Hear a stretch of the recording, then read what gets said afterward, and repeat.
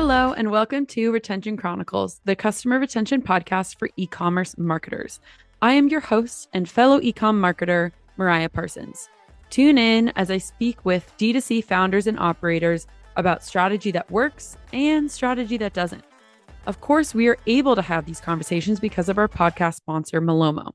I have seen thousands of brand operators power their order tracking with Malomo to make every single message count. As a consumer, I personally have come to expect that brands have a phenomenal post-purchase experience, or else I'm not really shopping with them again.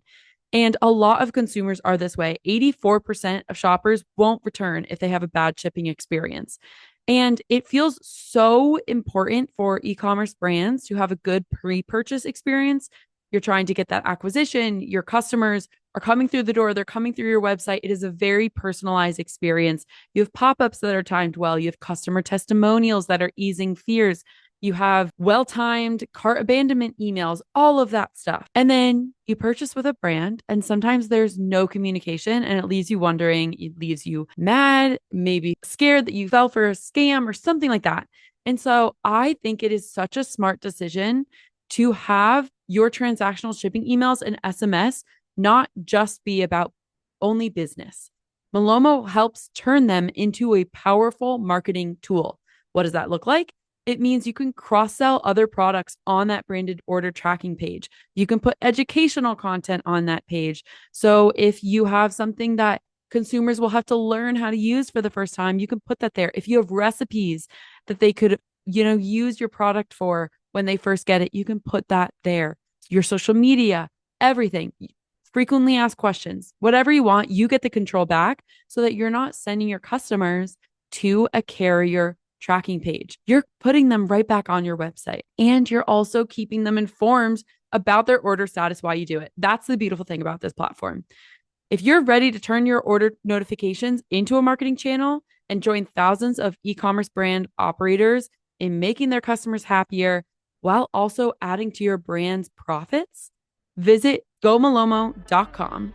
That's GOMALOMO.com. Hello, everyone, and welcome back to Retention Chronicles. Mark, thank you for joining me today. I'm so excited to have you here. It's going to be a great time. I'm going to pass the mic to you to say hello, tell our listeners who you are and what brings you to this podcast today. Yeah, thanks, Mariah. But first, thanks for having me on. Excited to be on the podcast. What do you say? You say long-time listener, first-time caller. There you go. Love it. Yes. So, quick introduction. Mark, co-founder of Monocle, started Monocle with my partner, Noam, a couple of years ago at this point.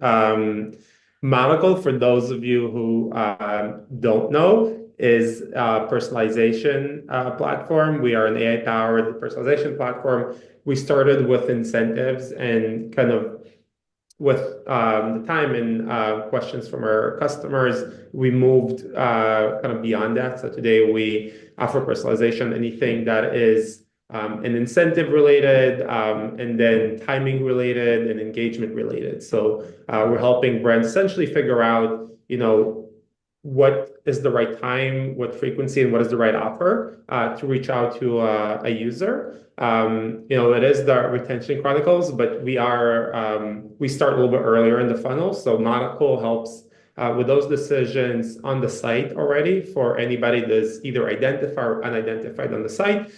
We can help with things like, popping up a pop-up with the right incentive at the right time, showing a banner with the right incentive to kind of get that unidentified user to sign up, and then kind of move along the conversion funnel with them, either through kind of another more site experiences. They're based usually on pop-ups, or email SMS experiences, whether it's flows, campaigns that are targeted towards that. And then we do a lot, and I think this is kind of where the majority of the conversation is going to focus on. We do a lot on the retention side, admittedly. So that first purchase, I think a lot of brands come to us and say, we have an audience that's pretty robust, and we want to figure out how to kind of engage them through kind of their life cycle. And so we help with that a lot. And I think that is my tendency, also to kind of spend time on that side a little bit more in Monocle. I'm excited to kind of share what we're doing and what we're seeing in the market. Okay, perfect. So that was a great summary. So just you gave a lot of examples like pop-ups on the site and everything that's more Yeah, I think users will be more familiar with. And I think that's why it's great that we're going to sit in the retention side. Because I think any consumer, they know, right? Like even if they're not in the e-commerce world, because I always like to zoom it out. Because any consumer that doesn't work in this, Shopify or ecom ecosystem, they know like okay, a pop-up when they first come to the site or a discount on their first their first order. But then I think it is less known, or you see less brands use a retention play in the same way where you're incentivizing to have a repeat purchase. And so I'm very excited to to hone our focus in there. And I think it would be great if you could kind of give a summary of like when a brand first comes to work with you all, what are like, they said, you gave the example of we have a robust list and we want to re-engage them throughout the life cycle. What's like kind of the first step yeah, that a brand would say like, okay, I'm like at this point where I know I need something that is informing using AI or using strategy from, experts like yourself of like, okay, we need to better our strategy. What's kind of the telltale signs of a brand should be looking at like, okay, we're ready. We're at the stage that we could use yeah, something like this. yeah. I mean, listen, I would say taking a step back, I think that like in a world where cost of acquisition is rising, I think that like everybody should be looking at retention. It is, you're right, that retention becomes more of a focus point when brands get, in my mind, to a certain size where it gets interesting to engage with that list. And when early on, admittedly, there's not a lot you can do if you don't have kind of a solid list size on the retention side. Essentially there's nobody to retain. Yeah, you Uh, don't have data to like yeah, inform they your don't have data, strategy. and there's Yes. not a lot of customers can engage to, there's a finite amount of folks, and there's not a lot of heterogeneity between them, which is the other thing. So usually, early on, um, you have kind of the early adopters of your product or your brand, and there's a lot of uniformity between them. So, you have a very specific message, and that specific message tends to resonate with folks that are kind of similar. And you also don't have a lot of different products. And so at that point, there's very little segmentation that is actually needed. You would actually find that whatever resonates with one person will resonate with most of the folks. I think that I would say the caveat on that is subscription brands. If you're a subscription brand, your entire business model, whether you want it or not, is built on retention. And even if you're early on, starting to understand that muscle or train that muscle and understand how that kind of motion works is crucial for you. Cost of acquisition is not going to cover your first month of subscription. And if you don't understand how to retain folks on subscriptions, how to think about churn prevention, do even the analysis of like, what are different cohorts look like? What is my acquisition channel to LTV kind of markers and correlations? All of that is something that is crucial for a subscription business even early on. And so I think that like for them, I would start thinking about it really, really early. And that's what we're saying. We're saying that brands, even on the smaller side, come to us with retention questions, even if they're not at scale. But everybody else, yes, I think that the biggest marker, Mariah, is scale. Mhm. Folks are coming in on lists that are in the north, I'd say even of 500,000 subscribers. That's where it starts getting interesting. And that's where you kind of start seeing heterogeneity between those different groups. Right. Yeah, that makes sense. And I love that you gave like an actual number of 500,000 for people to gauge. Because I also play that game a lot where it's like, okay, a small brand, what does that mean? So I love that we quantified it of like this is where really you can pinpoint your strategy of like, okay, you have enough to really inform maybe what you could change and do better so that your customers, you don't have to acquire them. So yeah, I love that. And I think that's a great segue into first, actually, let me pause. I want to talk about your like inspiration, your background Yeah. first before we dive into retention. Because I know I already want Yeah. to go We there, just but went into retention yes, I already. know, So right? Just yeah. we'll hit the nail on the Yeah. head just real quick, and then we'll dive into retention and strategies and everything. Sure thing. Let's back up. Yes. Um, so the reason we started Monocle, Noam and I, essentially we've been around incentives and pricing our whole adult life.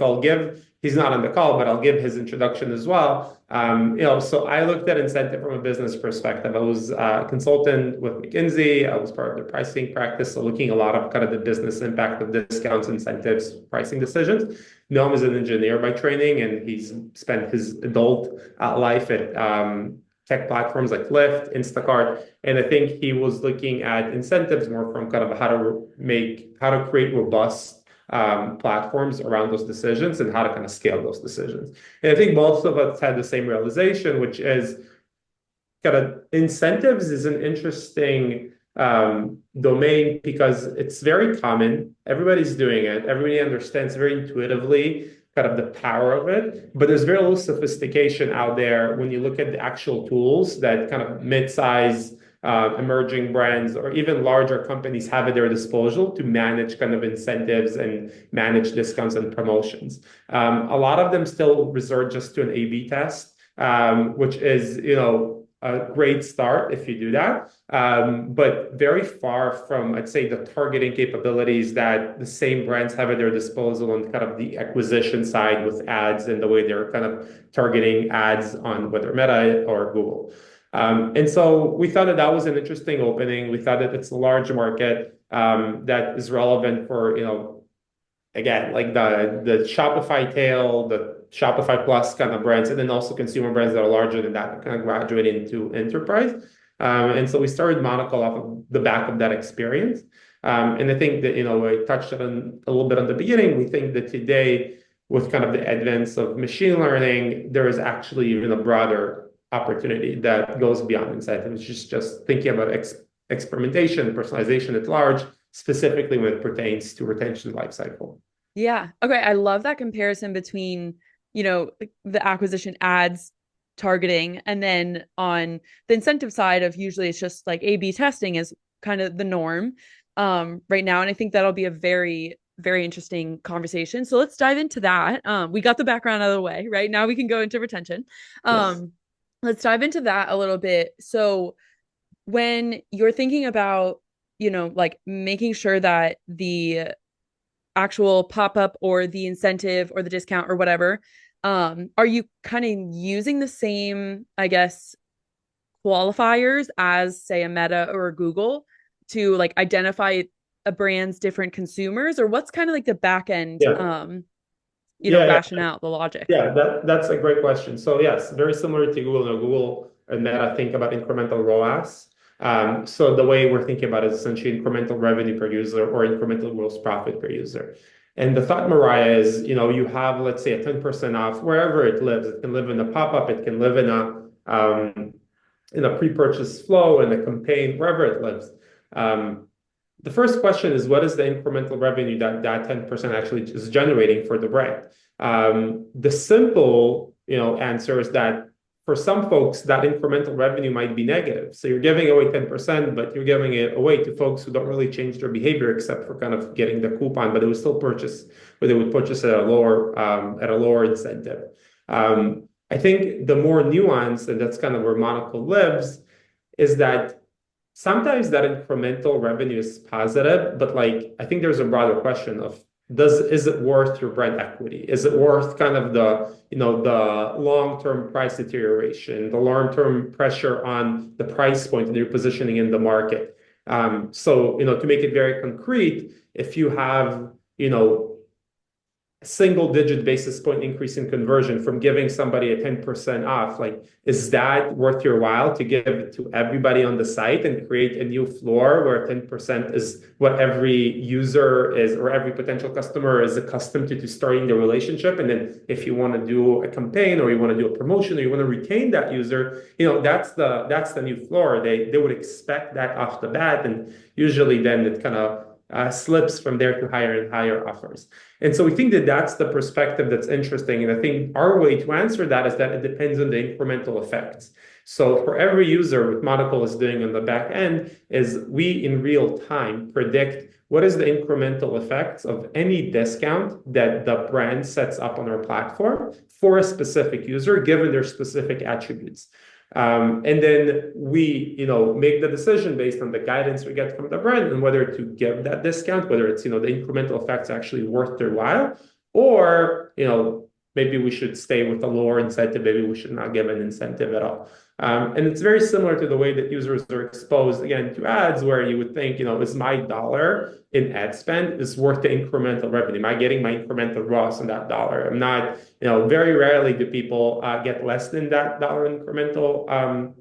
Would take kind of a consistent loss-making dollar in incremental ROAS. But even short of that, folks usually have, incremental ROAS target that is way higher. And so that's kind of the thought that we're also trying to embed into incentive and discount decisions. Yeah, yeah, it's a great, way to like position it, because I think a lot of people are familiar with like ROAS through ads, and then thinking about obviously ROAS in different ways. I love that, Mark. And I think I've seen I've heard more conversation around brands either neglecting, like doing discounts totally, or like doing it, during Black Friday, Cyber Monday, or an anniversary sale, or like they have one date or something, one campaign or one strategy around like discounts will only happen during this.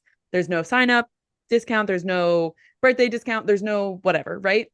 And I would love to get your opinion on that, because it's, to me, it makes sense if it's, you have the tools in your, as a brand, in your back pocket, of saying like, this actually doesn't help us at all and like damages our reputation, or it just lowers the floor that we're now at and able to go to. So I have seen that like conversation happening with a lot of brands. We've had some on the podcast that are talking about it. So yeah, I would love to get like your opinion on, where do you think that shift started happening? Was it because tools like Monocle started, being able to give numbers to like, maybe that's actually not worth it, like in your Yeah. whole strategy? Yeah, totally.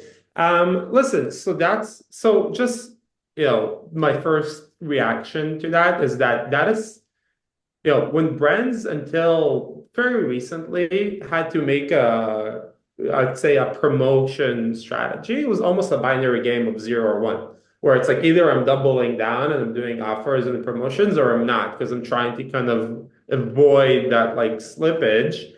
And that is a frustrating choice. It's like, again, like, to draw the comparison to the ad side, it would be like, am I doing ads or not doing ads? Like, nobody thinks that way. Nobody's like, yes, like I'm gonna be like an ad, I'm gonna be leaning to ads, I'm just gonna do ads. Or somebody's like, no, I'm not gonna do ads. I'm gonna build my brand only with, word of mouth.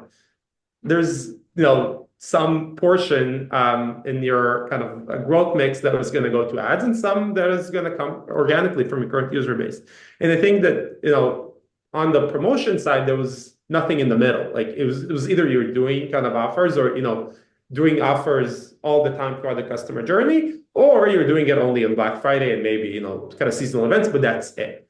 I think where the thought process is kind of changing is technology, is where, today with AI and our ability to make, pretty rapid online predictions on the user level, brands have more options. They can say, okay, even if I don't want to give, a sign-up offer to everybody, I can now gate it to like the top 10% most incremental users. And for the 90%, I'm still going to keep my brand positioning where it is, my brand equity where it is. I'm not going to take all of that dilution, but I will get the benefit of getting those top 10% of most incremental users that essentially would never purchase without that offer. And I'm going to be able to kind of get those. And those are not necessarily bad users with low LTV. A lot of the times, those are users that are still on the fence. They like it. There's maybe a competitor that's undercutting it on price, and so they need to be swayed a little bit.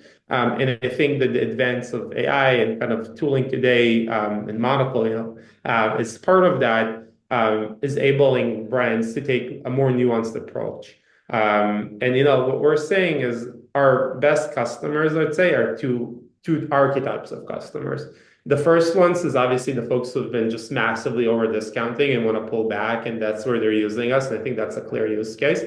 The more unexpected one are brands that, to your point, just are not perceiving themselves as very discount heavy. and would like to tiptoe into that world. We're calling them promotion curious.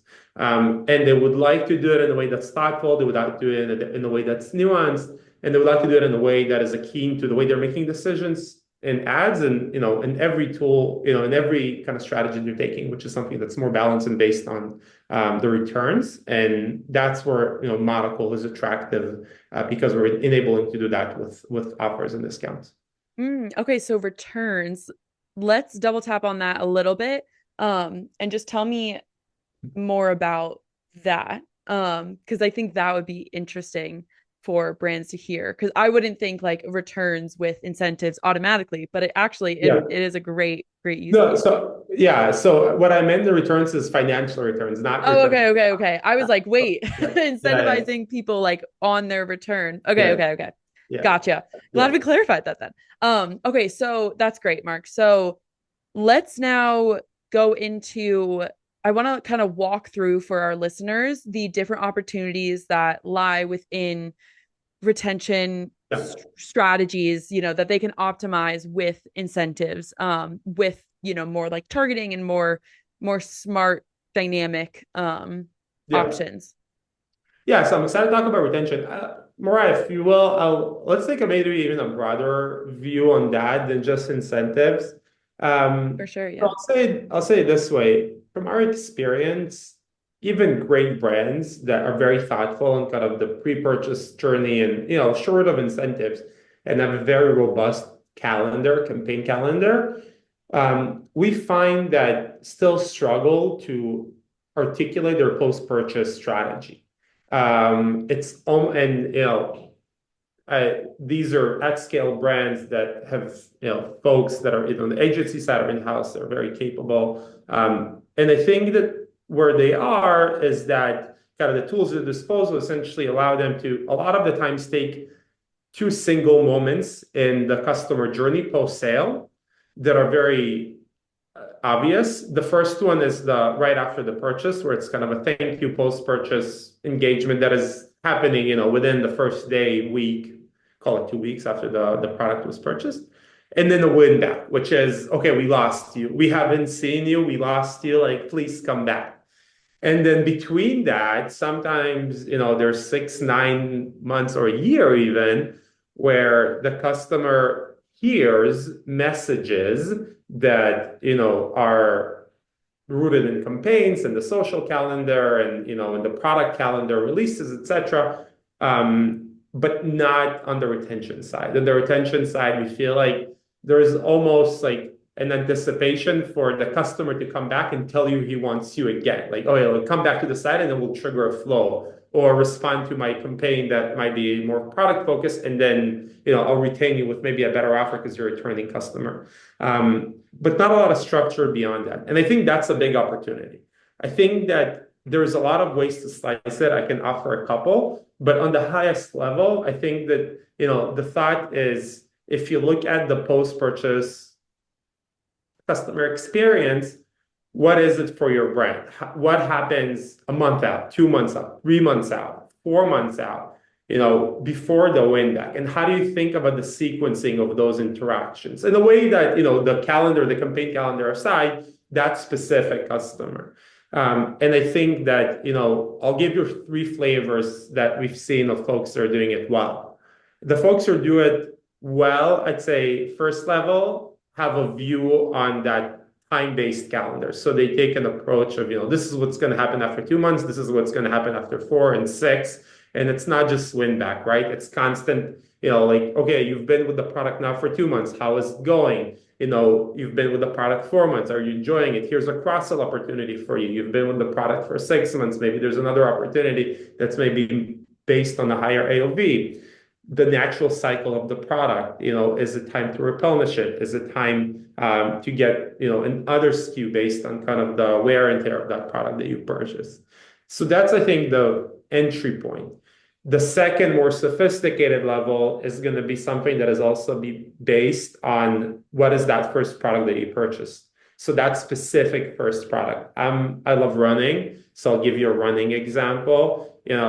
Hoka, for example, if you buy Hoka shoes, they will, follow up after 4 months and say, okay, you've been enjoying your shoes. Clearly, you haven't returned them. That's amazing.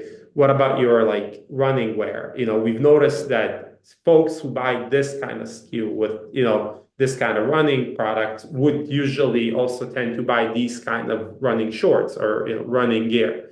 And I think that that's not waiting to lose the customer and not, just hitting them right after, but giving them a little bit of time with the product and seeing the value of it and then hitting them up with that cross-sell that is specifically tailored to what they purchased when they did.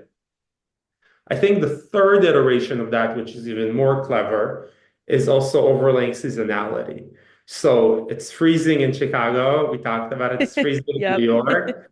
To come back to that, Haka post-purchase experience, that it's freezing for folks that have their addresses in kind of the Northeast Midwest in February. So you overlay that with, here is the gear for the winter that is specifically for you, given your first purchase, you're 4 months out. And that's a very targeted way to think about the post-purchase kind of experience. Obviously, all of those take more maintenance. You would have to kind of set up those specific flows. There's more segmentation that's happening. There's more upkeep. If it's seasonal, you have to also adjust it to the season. It's not something that you can just, set up and let run. But I do think that from what we've seen, at least, it has a pretty substantial ROI. Now, if you want to be smart about it, incentives will have to come in. Looking at whether that user purchased their first, product with a discount or without a discount. What was the AOV? How do you slice that? Is higher AOV, more, akin to somebody who would purchase with a higher AOV again, or is it actually like a smaller, AOV second purchase that comes in? So I do think that incentives play into this. I think that folks who do it well would think about the experience in a way that's more holistic. Yeah, I love the way you broke that out. I think that that's super, super easy to see like the different levels of the three, kind of just like opportunities that are there. And it's interesting to hear, we're talking about the post-purchase space, which Malomo, which is my, full-time gig. It's how I met Chase, who connected us. And we sit in order tracking and making the transactional experience marketable, right? Yeah. And so it's the same experience. Granted, this is more between, when someone orders a product and when someone actually gets that product.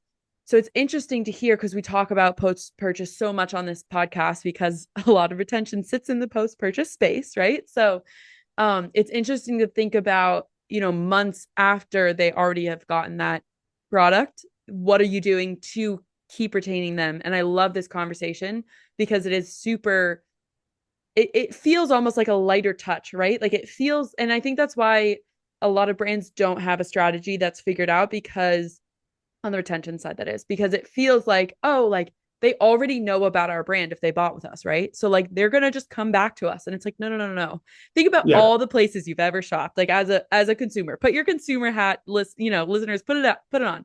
Think about all the places that you've bought from, and it's maybe like if someone asked you like where would you get shoes from? You probably have one or two places that are going to come top of mind, right? But you've probably bought shoes from a million Yeah. places, right? So and you probably have ones that are top of mind where it's like, ooh, I've been seeing those, but I haven't been a customer. So I think that's where this conversation is so interesting because you're thinking about, okay, what would be, as a consumer, what would be helpful for me to know 2 months, 4 months, 6 months after purchasing? And of course, like you said, it's going to be different for every product. The running example is great. And different on your business model as well. And different, it's always different. But I love that we're kind of drawing out and focusing on different stages of the post-purchase experience, like further out. And I love that you categorized it in between, you make the purchase and then the win back campaign. Because I think that's very smart. And we haven't zoomed out a lot on this podcast to talk about kind of just like chop it up by months. Like what are you seeing post-purchase? Yeah. Yeah, no, I think it's and to be clear, not using Malomo, I feel is table stakes. Like if you're not taking advantage of the, of the You do want to make sure your customers know where the product is. yeah, Yes. yes. But also to your point, leveraging that from just a transactional, the shipping address into something that is a moment with the customer. I think that that is, a valuable thing that is should be a table stakes, just like every brand should do it. Like but then the question is after that, and I do think that like it's not getting enough, you know, love, attention, like, and I think that the way we try to kind of help think about it, where something that doesn't exist is, do a simple thought exercise where take all of your different personas. So again, that's why being at scale is important, right? You have different personas. It's not the same person that is buying with the same kind of emotional attachment or value proposition resonated. There's going to be a number of different personas. Now, if you take all of those that you know about and you spend so much money on attracting on the outside, and then with yourself as a retention marketer or marketing professional, imagine what would be like a super successful relationship with that customer. Like, what would that look like?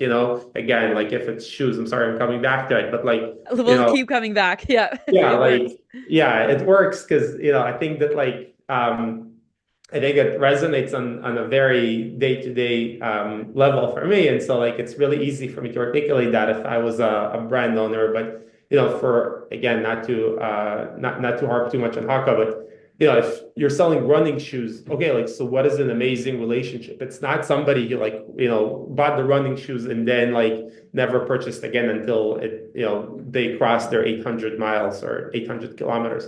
No, it's something that like the shoes were a gateway, and then you start buying gear, you start buying apparel, and the apparel is seasonal. So then you make sure you restock every season, and then maybe you're expanding into other verticals that they have, like walking shoes, and so like that frame of mind of what like an amazing relationship with a customer would look like. I think that's the starting point. And once you have that mapped out, once you can imagine that, then the question is, how do you get there? What are the different triggers? What are the right times? Marketeers and retention marketing know the customer the best, so they would know what would resonate. I think it's just a matter of having that clear articulation and then mapping out from the start, the first purchase is the start of the relationship. Like, where do we go? We had like a great first date. What do we do now?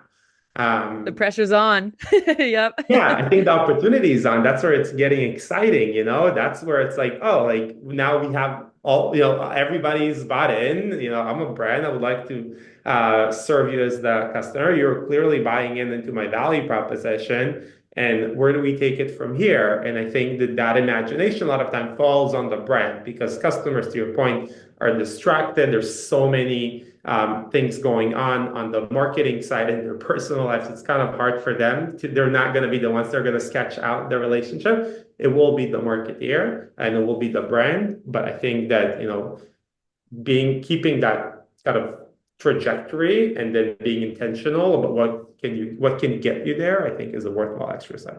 Yeah. And like to your point, I think you can like brands can get to that point of having all that customer data and knowing what works by testing before, Yes. Rolling out like, okay, this is our strategy. It makes total sense that you can be like, okay, actually let's just split it up. Like we think that this is what's going to work, but then you can still always go back to I think we were putting like A/B testing and then, more like targeting at odds, but they can work together as well, Yeah. right? Like, you can have an informed strategy that changes, or maybe you are, launching in a totally different category that's tangential to what you're, like shoes, running shoes, and then apparel. Yeah. And you might have, depending on how a customer first shops with you, that might be a differentiator, you never know.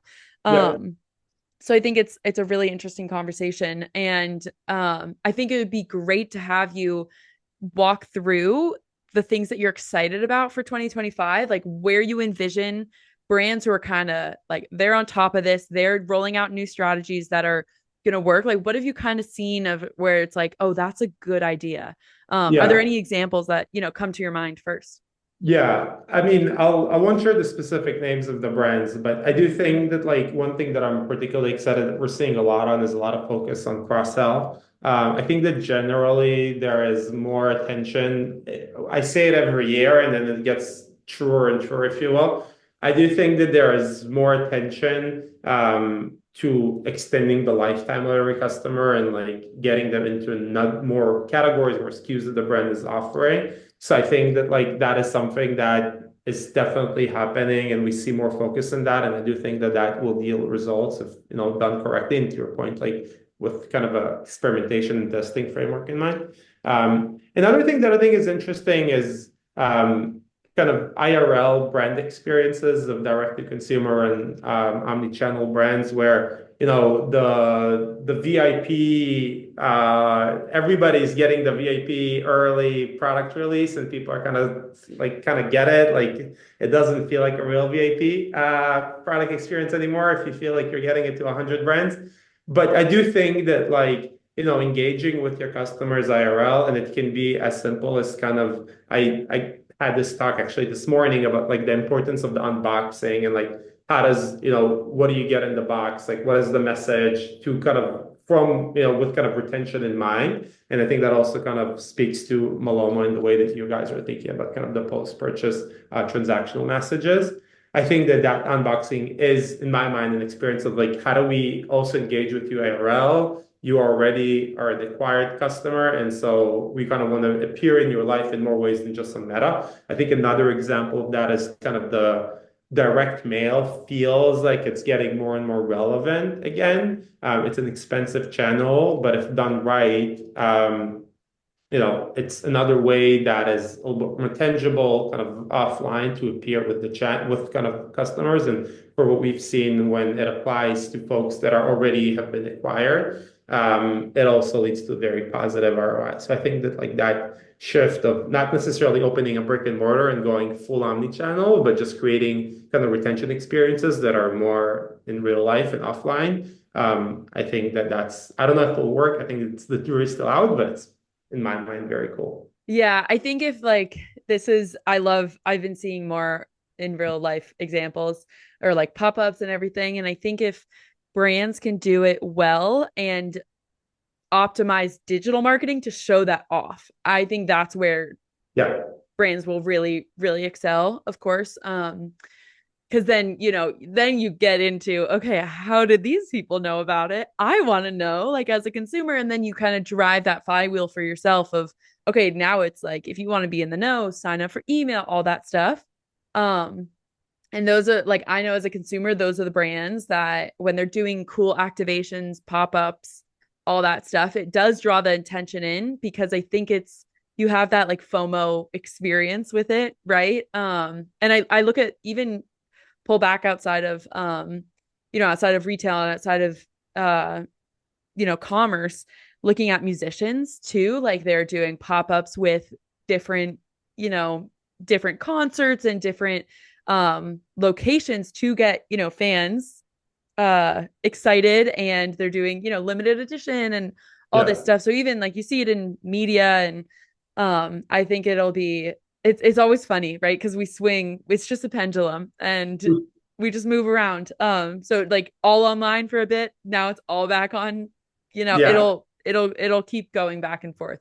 We Um, I'll yeah, just go say ahead. one thing on that, that this is triggers. I think that like, the prompt maybe is we speak a lot about it internally. There's a famous tech world saying that says that you should do things that don't scale. And we always say it in Monocle, we should do things that don't scale, because like that's probably like doing the first iteration of a solution to a painful problem probably doesn't scale well. And then when you solve it enough times, you figure out how to do that. So don't worry about scaling. But I think that the way this applies to consumer is that, like people, like we're so used to counting eyeballs and impressions, and like the massive scale of Meta is kind of addictive on the reach when you're like, I just want to reach like million, like the audiences. And I do think that like to your point, being smart about doing experiences that seem very limited can actually like then be leveraged and create a community sense that does scale, or kind of an interest that does scale, but like it all is anchored in experiences that don't really scale. Like, no, like if you're going to do a pop-up, you won't get as many eyeballs as putting the same money in Meta, or in any, Meta as an example, or any of kind of the online acquisition channels. But like it can create a flywheel for you, to your point. Yeah. Yeah. I love it. Also too, I'll throw in there because it's been super top of mind for me, but just sensory branding. And I think that goes really, really hand in hand with IRL experiences where it's Yeah. just like really cool ways that you wouldn't see the brand. Like I see this a lot in beauty brands where they're putting their logo or, products near food or near, things that activate something in the senses. And I think that that's gonna tie in a lot this year is my prediction. One of my predictions, at least. Love it. Yeah, love it. Well, this has been great having you on, Mark. It's been a blast getting to chat with you. Very, very, packed episode with a lot of takeaways for our listeners. So I'm excited to get this out there, and thank you for taking the time. Yeah, thanks, Mariah. Excited to be on the show, and thank you for giving us the opportunity. Love it.